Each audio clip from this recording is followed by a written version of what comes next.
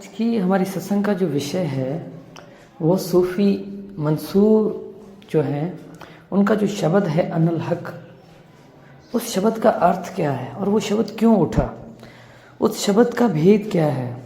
क्या सोहंग और अनल हक एक ही शब्द है?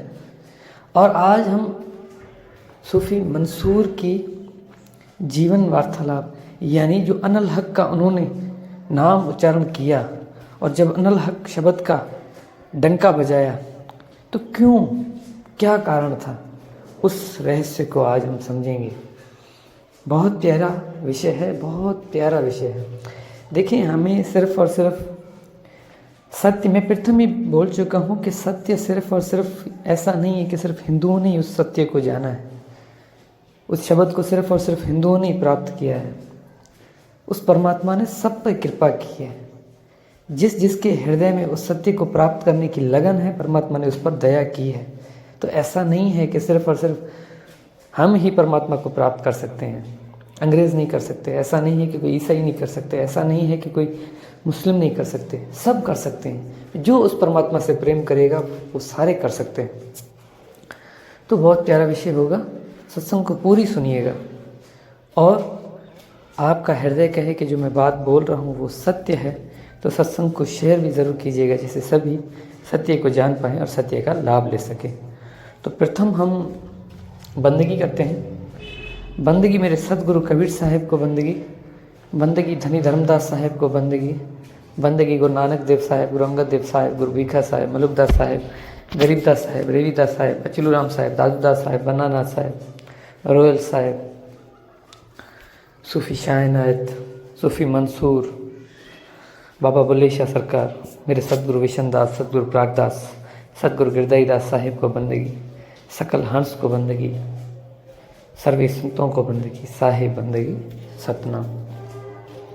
तो सत्संग का विषय सूफ़ी मंसूर के ऊपर था। सूफ़ी मंसूर की जीवन के बारे में हम जानेंगे कि उन्होंने अनल हक का नाम क्यों बोला, क्यों अनल हक का डंका बजाया, क्या कारण था, कैसे उनका नाम जो है सब तक पहुंचा और कैसे सबको पता चला कि मंसूर ने उस सत्य को अनुभव किया है। तो सत्संग शुरू करते हैं। तो ऐसा था कि उनके जो गुरु थे जुन्नैद, सूफ़ी मंसूर के, मैंने सुना है कि उनके जो गुरु थे वो जुन्नैद थे। और जुन्नैद जो थे वो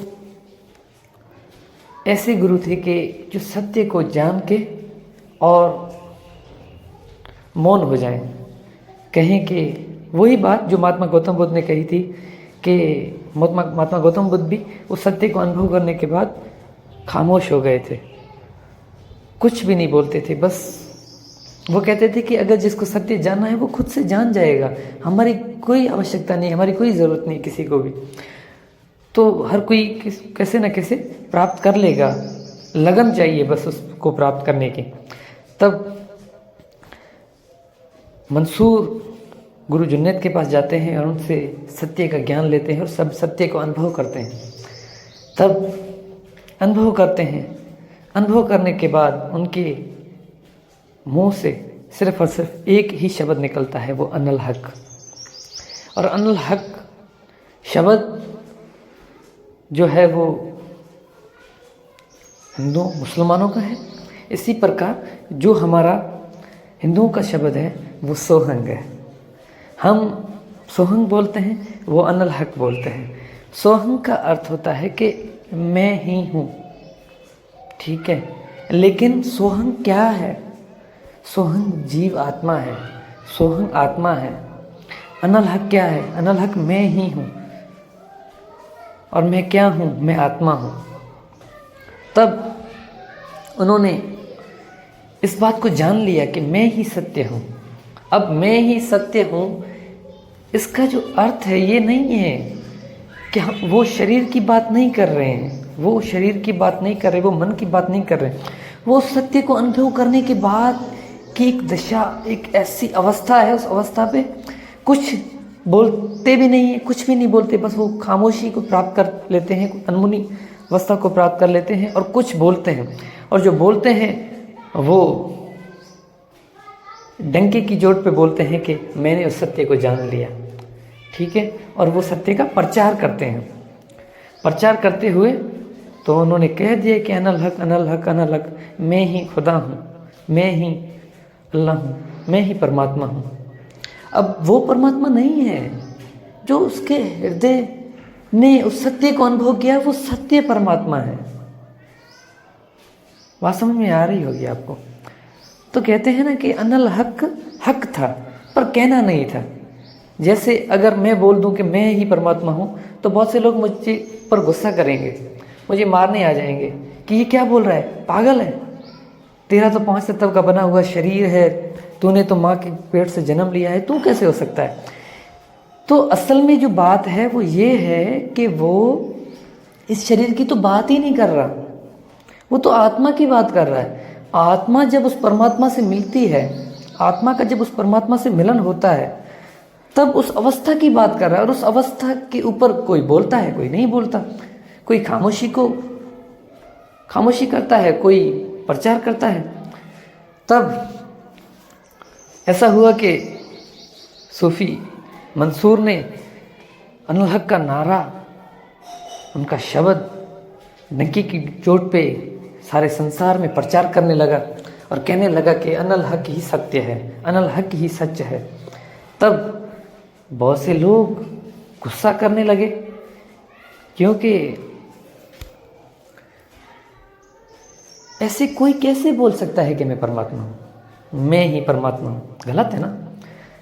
अब अगर हम बोलते हैं तो वो, मैंने पहले ही बोला कि वो उस अवस्था की बात कर रहे हैं।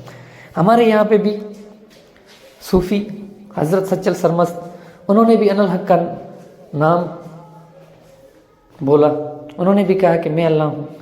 जब उनके ऊपर तलवारों का वार किया गया, जब उनके ऊपर उनको कश्ता दी गई, लेकिन उनको कुछ भी नहीं हो रहा था। क्यों नहीं हो रहा था? क्योंकि उस अवस्था की बात कर रहे थे, वो उस सत्य की बात कर रहे थे, खुद की तो बात कर ही नहीं रहे थे ना। लोग शरीर को देखते हैं, लोग देखते हैं कि ये क्या, ये तो 5 तत्व का बना हुआ शरीर और खुद को ये परमात्मा कह रहा है। तो ये उसकी बात नहीं हो रही है, ये उस परम तत्व की बात हो रही है, उस नील तत्व की, उस सार शब्द की, उस सत्य नाम की बात हो रही है। उस सत्य नाम को जब अनुभव किया मंसूर ने, तो उसकी वो बात कर रहे हैं। ऐसा नहीं है कि वो अपने शरीर की बात कर रहे हैं। तब क्या हुआ कि वहाँ के जो राजा थे, उन्होंने बहुत गुस्सा किया। लोग उनके पास गए और कहने लगे कि भाई ये मंसूर जो है अनल हक कर रहा है और कह रहा है कि मैं ही खुदा हूँ, मैं ही खुदा हूँ। तो बहुत गुस्सा होने लगे लोग। बादशाह ने कहा कि अब ये शिष्य किसका है?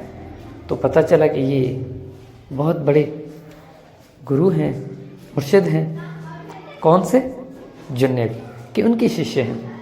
तब जुन्नैद को बुलाया गया और कहा गया कि अपने शिष्य को समझाओ, ये क्या कर रहा है, ये क्यों ऐसा कर रहा है, लोग इनको मार देंगे, ये क्यों नहीं समझ रहा है, इसको बोलो कि चुप हो जाए। अगर चुप नहीं हुआ तो फिर इसका कुछ इलाज किया जाएगा। तब उसका गुरु जुन्नैद उसके पास जाता है, सूफी मंसूर के पास, और कहता है कि मंसूर, मैं जानता हूँ कि जो तुम बोल रहे हो वो सत्य है।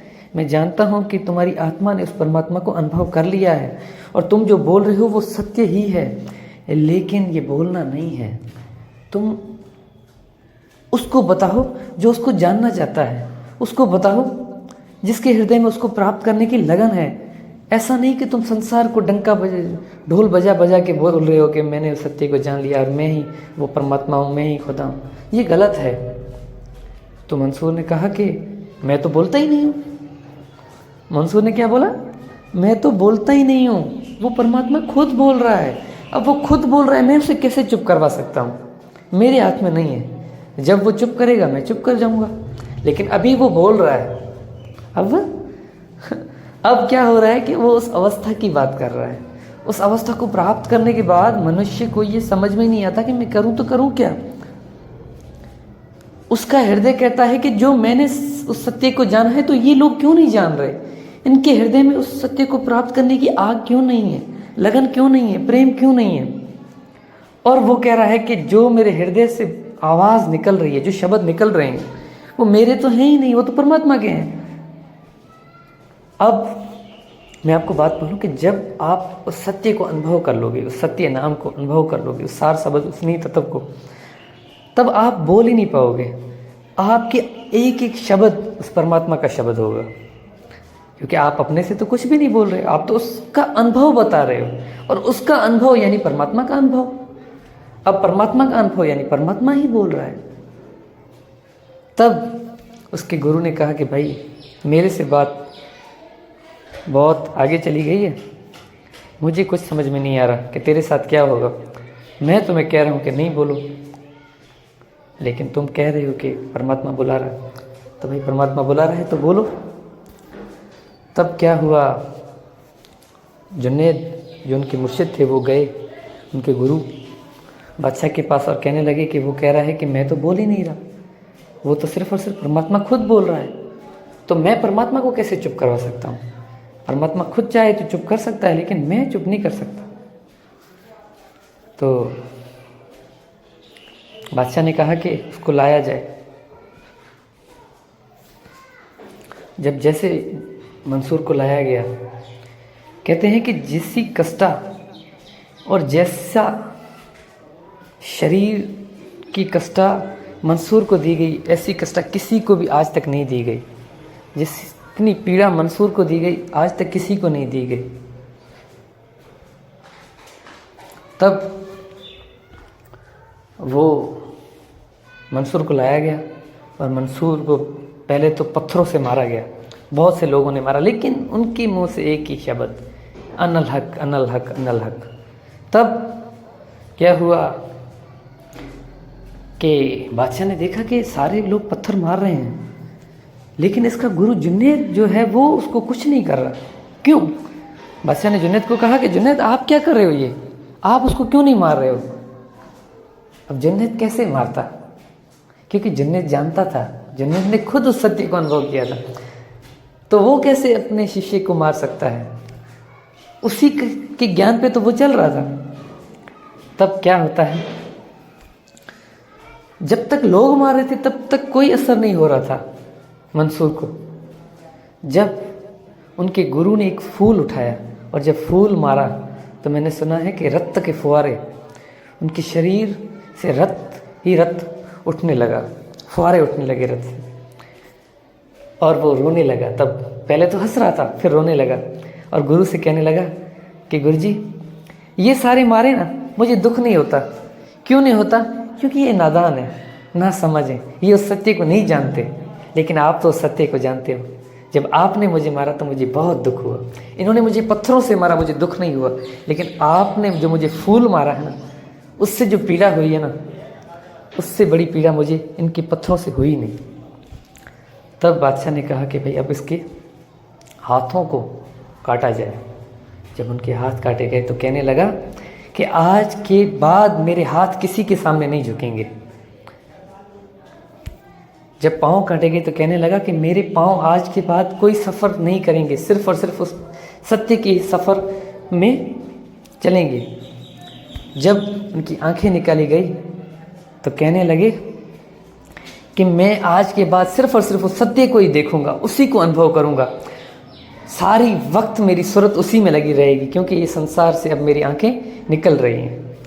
और जब उसकी गर्दन उड़ाई गई और कहने लगे कि आज से मेरा, जो लोग मुझे समझ रहे हैं कि मैं शरीर हूँ, आज उनको ये पता चल गया कि मैं शरीर नहीं हूँ। और शरीर, वो जो गर्दन दूर पड़ी थी, वो भी अनल हक कर रही थी। वो कह रही थी कि मैं अभी भी जिंदा हूँ और मैं ही सत्य हूँ। और वो जो बात कर रहे थे, वो बात कर रहे थे आत्मा की, वो बात कर रहे थे परमात्मा की। तो जब कोई साधु संत आपको कहे कि मैंने उस सत्य को जाना है, तो प्रथम आप उसके ज्ञान को समझें, सुने, उससे मार्ग लें। उसके मार्ग से पता चल जाएगा कि सच में उन्होंने सत्य को जाना है या नहीं। कोई होते हैं जो बोलते हैं, कोई होते हैं जो नहीं बोलते हैं। साहब कहते हैं बानी से पहचानिए साधु चोर की हाट, अंतर की करनी से निकले मुंह की बात। वाणी से, शब्दों से पहचान होती है कि उसने सत्य को अनुभव किया है या नहीं किया, या वो खुद की वाणी देता है, खुद का प्रमाण देता है, उससे भी हमें पता चलता है। देखिए, और आप कभी कभी ऐसा भी नहीं है कि आप बस कोई बोल दे तो आप उस पर भी विश्वास कर दो आंख बंद करके, ऐसा भी नहीं है। देखो, वो आपको अपने समान समझता है। वो ये कहता है कि आप में और मुझ में कोई अंतर नहीं है। क्या वो आपको अपने समान बिठाता है? इस चीज़ को देखना है। क्यों? कि वो सत्य तो एक है, वो सत्य तो सब में एक समान है। अगर उस सत्य को उसने अनुभव किया है तो वो आपसे घृणा कर ही नहीं सकता। वो आपसे प्रेम करेगा, वो आपको कहेगा कि आप में और मुझ में कोई अंतर नहीं है। भीखा साहब कहते हैं, भीखा बात अगम की कहन सुनन में नाई, कहे सो जाने नाई और जाने सो कह नाई। जो जानता है वो कहता नहीं, और जो कहता है वो जानता नहीं। ऐसा भी है, अब ऐसा नहीं भी है। कभी कभी क्या होता है, बोलना पड़ता है। अगर हम नहीं बोलेंगे तो लोगों को सत्य का पता कैसे चलेगा? कभी कभी सत्य बताना पड़ता है। बताने से कुछ नहीं होगा, लोगों के खुद के हृदय से होगा। लोग खुद क्या चाहते हैं, लोगों के हृदय में क्या है, क्या वो सत्य को प्राप्त करना चाहते हैं? देखिए, जौहरी जो है ना, वो आप सब जौहरी हो, हीरे पड़े हैं, ठीक है। गुरु के जो शब्द होते हैं वो हीरे होते हैं। आप देखें आपके काम की चीज़ कौन सी है, आप उस वहाँ से उठा लें।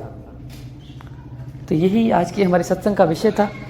आज के लिए बस इतना ही। साहेब बंदगी सतनाम।